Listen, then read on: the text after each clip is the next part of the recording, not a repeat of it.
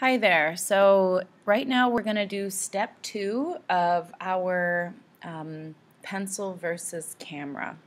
Okay, so at this point you should have already finished step 1. You should have your hand and the drawing selected. You'll see the marching ants on the outside, and that is a sign that you're ready for this next step. Okay, so we're just going to go to Edit, Copy. You can also do the shortcut with Command C, and this will copy the whole selection right here within the marching ants. Then we're going to open up our background photo. So File, Open, and I have it right here. Open that up. Okay, and I'm going to go Command plus to get a little bit closer because I'm sort of zoomed out. And then all I'm going to do is go Command V, and you'll see what I've selected is now pasted on a transparent layer. So if I click on that eyeball there, this is what I've pasted, and it will paste on its own layer. And the layer dialog box right over here, this is really important. It just helps you understand what layer is on top of what, because the hand layer is on top of the background. That's why we see it. If we flipped it, we moved this up here, well,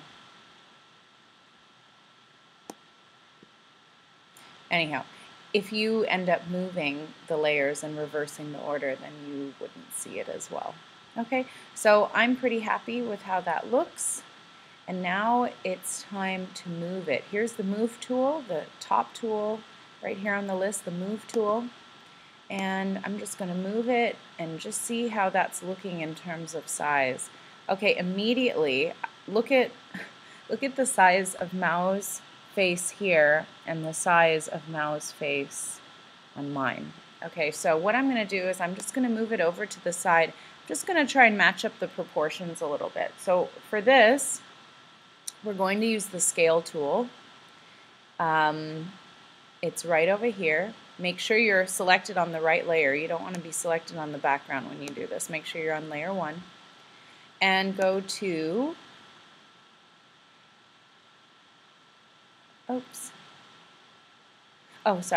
Edit, Transform, Scale. Okay, this is what you're going to see. Press Shift down to constrain the proportions so you don't stretch it.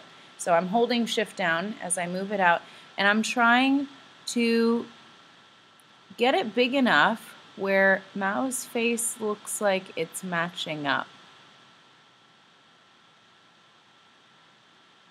That looks about right. Okay, I'm comparing this and this. This is why it's important to have something in the background to help you.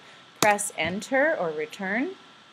Now let's use our Move tool and move it back down and see how that's looking. Luckily, I have a lot of lines to sort of help me here.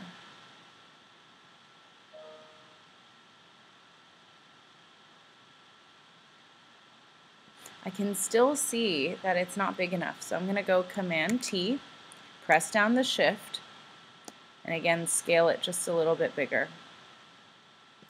Okay, Enter, and it'll go back to the Move tool, and just make sure that that is looking better.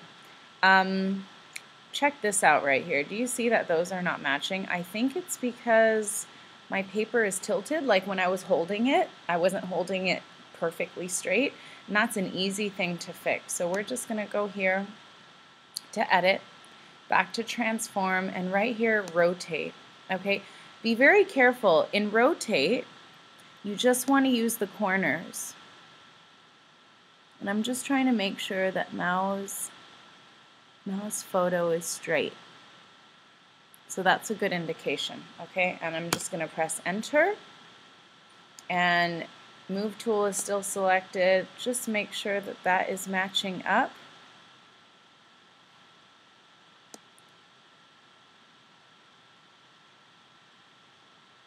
Great, okay? And I have a lot of things that tell me what should be matching.